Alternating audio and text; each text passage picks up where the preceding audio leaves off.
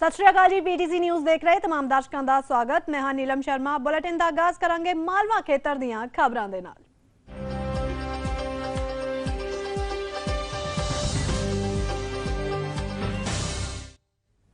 जिला मोगा की दाणा मंडी विच स्थित एक कीटनाशक दवाइयां वाली दुकान के सैंपल फेल होने का मामला सामने है, पर इस मामले विच विभाग वालों सैंपलों की रीटैसटिंग करवाई जा रही है। इस वजह करके ये मामला हुण होर गर्मा गया। किसान आगू का इल्जाम है कि दुकानदार का भरा खेतीबाड़ी विभाग का अधिकारी है, इसलिए कार्रवाई करन दी थां रीटैसटिंग करवा के मामला रफा दफा करन दी कोशिश की जा रही है।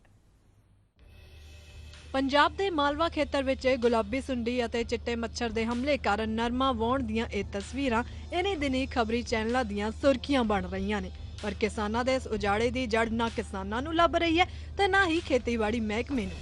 लभे भी कित्थों, क्योंकि पंजाबी विच एक कहावत है कि जे वाड़ खेत नूं खावे तां फिर राखी कौन बहावे। गल समझ पई नहीं ना? तां चलो असीं दसदे हां इस बुझारत दा विचला असल पेच। ते ओ पेच है जिला मोगा की दाणा मंडी विच स्थित कीटनाशक दवाइयां दी ए दुकान, जिस विच वेचे जांदे कीटनाशकां दे नमूने फेल हो गए ने। एक किसान वालों गुप्त तौर ते खेतीबाड़ी महकमे नूं कीती गई शिकायत मगरों जदों इस दुकान तो किसी ईमानदार अधिकारी ने सैंपल लए तां जांच विच सारे सैंपल फेल हो गए। बावजूद इस दे अजे तक इस दुकान खिलाफ कोई कार्रवाई नहीं हुई। है ना वड्डी हैरानी वाली गल। पर कहंदे ने ना, जब सैयां भाई कोतवाल तो फिर डर काहे का। जी हाँ, एक कहावत इस दुकान के मालक ते इसलिए ठीक टुकदी है क्योंकि दुकान मालक दा भरा खेतीबाड़ी महकमे विच अफसर है। समझ आया कुछ?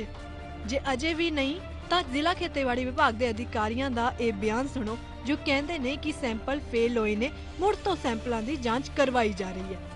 जनाब खुद ही मन रहे ने कि जिले विच नकली दवाइयां दी भरमार है। रूटीन मैटर ਦੇ ਨਾਲ ਸੈਂਪਲ ਮਤਲਬ ਭਰਦਾ ਉਹੀ ਰੂਟੀਨ ਦੇ ਵਿੱਚ ਇਹਨਾਂ ਦੀ ਦੁਕਾਨ ਤੋਂ ਮਤਲਬ ਸੈਂਪਲ ਭਰਿਆ ਗਿਆ ਜਿਹੜਾ ਫੇਲ ਪਾਇਆ ਗਿਆ। ਪਤਾ ਲੱਗਿਆ ਜਿਹੜੀ ਢਾਲੀਵਾਲ ਦੁਕਾਨ ਆ ਉਹਦਾ ਇੱਕ ਜਿਹੜਾ ਨਜ਼ਦੀਕੀ ਆ ਉਹ ਖੇਤੀਬਾੜੀ ਵਿਭਾਗ 'ਚ ਵੀ ਦੱਸਿਆ ਜਾ ਰਿਹਾ ਜੀ। ਉਹ ਬਟ ਉਹਦੇ ਨਾਲ ਸੰਬੰਧਿਤ ਤਾਂ ਕੋਈ ਨਹੀਂ, ਉਹ ਤਾਂ ਅਲੱਗ ਰਹਿੰਦੇ ਨੇ, ਭਰਾ ਤਾਂ ਜ਼ਰੂਰ ਹੈ ਬਟ ਉਹ ਆਪਣੀ ਥਾਂ ਉਹ ਆਪਣੀ ਥਾਂ ਵਾ। ਕਾਰਵਾਈ ਇਸ ਤਰ੍ਹਾਂ ਵੀ ਜਦੋਂ ਸੈਂਪਲ ਫਿਲ ਹੁੰਦਾ ਅਸੀਂ ਸ਼ੋਕਾਜ਼ ਨੋਟਿਸ ਜਾਰੀ ਕਰਦੇ ਹਾਂ ਫਰਮ ਨੂੰ। ਉਹ ਫਰਮ ਰਿਪਲਾਈ ਦਿੰਦੀ ਆ, ਉਹ ਬੇਨਤੀ ਕਰਦੀ ਹੈ ਵੀ ਸਾਡਾ ਰੀਟੈਸਟ ਕਰਵਾਇਆ ਜਾਵੇ ਅਤੇ ਉਹ ਕੋਰਟ ਰਾਹੀਂ ਫਿਰ ਰੀਟੈਸਟ ਆ ਜਿਹੜਾ ਉਹਨੂੰ ਦਿੱਤਾ ਜਾਂਦਾ। ਰੀਟੈਸਟ ਦਾ ਰਿਜ਼ਲਟ ਤੋਂ ਪਹਿਲਾਂ ਹੀ ਆ ਜਿਹੜਾ ਉਹ ਲਾਇਸੈਂਸ ਅਸੀਂ ਕੈਂਸਲ ਕਰ ਦਿੰਦੇ ਹਾਂ ਅਤੇ ਉਹ ਸਾਡਾ ਇੱਕ ਪ੍ਰੋਸੈਸ ਹੈ ਅਤੇ ਰਿਜ਼ਲਟ ਆਉਣ ਤੋਂ ਬਾਅਦ 'ਚ ਫਿਰ ਅਗਲੀ ਕਾਰਵਾਈ ਹੈ ਜਿਹੜੀ ਕੋਰਟ ਦੀ ਉਹ ਚੱਲਦੀ ਹੈ। उधर इस मामले के संबंध में पिंड दद्दाहूर के किसान आगू का कहना है कि खेतीबाड़ी अधिकारी मामले की लिपापोती करके दुकानदार नूं बचाना चाहते हैं, क्योंकि दुकानदार का भरा खेतीबाड़ी महकमे विच अफसर है। इसलिए फेल होए सैंपलों की रीसैंपलिंग करवा के सैंपल करवाए जाएंगे।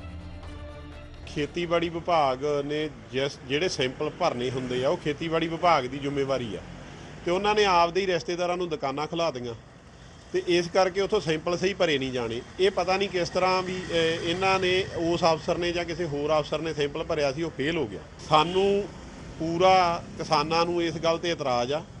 ਸਾਰੇ ਕਿਸਾਨ ਦੁਖੀ ਆ ਕਿਉਂਕਿ ਲਗਾਤਾਰ ਤੁਸੀਂ ਸੁਣ ਰਹੇ ਆ ਕਿਤੇ ਗੁਲਾਬੀ ਸੁੰਡੀ, ਕਿਤੇ ਕੋਈ ਚਿੱਟੀ ਮੱਖੀ, ਚਿੱਟਾ ਮੱਛਰ, ਹੋਰ ਬੜੀਆਂ ਨਕਲੀ ਦਵਾਈਆਂ ਆ ਰਹੀਆਂ ਜਿਹਦਾ ਕਿ ਕੋਈ ਵੀ ਖੇਤੀਬਾੜੀ ਅਫਸਰ ਪ੍ਰੋਪਰ ਤੌਰ ਤੇ ਨਹੀਂ ਚੈਕਿੰਗ ਕਰਦਾ। ਤੇ ਖੇਤੀਬਾੜੀ ਵਿਭਾਗ ਦੀ ਮਿਲੀ ਭੁਗਤ ਬਿਨਾਂ ਕਿਸੇ ਦੁਕਾਨਦਾਰ ਦੀ ਹਿੰਮਤ ਨਹੀਂ ਬਣ ਸਕਦੀ ਕਿ ਉਹ ਨਕਲੀ ਦਵਾਈਆਂ ਵੇਚ ਸਕੇ।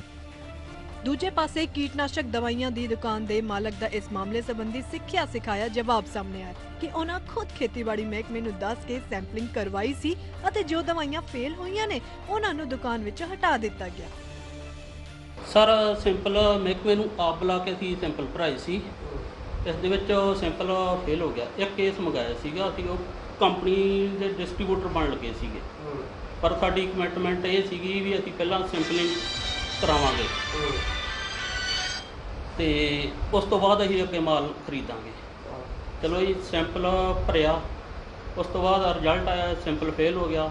ਇੱਕ ਕੇਸ ਆਇਆ ਸੀ 600 ml ਦੇ ਵਿੱਚ, ਅਸੀਂ ਉਹ ਵਾਪਸ ਕਰ ਦਿੱਤਾ। ਸਿਰਫ ਇੱਕ ਹੀ ਡੱਬਾ ਆਇਆ ਸੀ? ਇੱਕ ਹੀ ਬੋਟਲ ਆਈ ਸੀ? ਨਹੀਂ, ਇੱਕ ਪੂਰਾ ਕੇਸ ਆਇਆ ਸੀ, 24 ਸੀਗੀਆਂ ਉਹਦੇ 'ਚ ਤੇ 24 ਦੀਆਂ ਦਾ ਇੱਕ ਮਹਿਕਮੇ ਵਾਲੇ ਲੈ ਗਏ, ਇੱਕ ਸਾਨੂੰ ਰੱਖ ਕੇ 22 ਅਸੀਂ ਵਾਪਸ ਕਰ ਸਕਦੇ। ਚੈੱਕ ਤਾਂ ਕਰਨਾ ਹੀ ਕਰਨਾ। ਕੋਈ ਵਿਸ਼ਵਾਸ ਨਹੀਂ ਰਹੀ ਤੁਹਾਨੂੰ ਮਹਿਕਮੇ ਤੇ? ਨਹੀਂ, ਵਿਸ਼ਵਾਸ ਤੁਹਾਨੂੰ ਮਹਿਕਮੇ ਤੇ ਆ ਜੀ। ਠੀਕ ਹੈ ਨਾ, ਮਹਿਕਮੇ ਦਾ ਫੇਲ ਕਰਦੇ ਨਾ ਸੈਂਪਲ ਜੀ।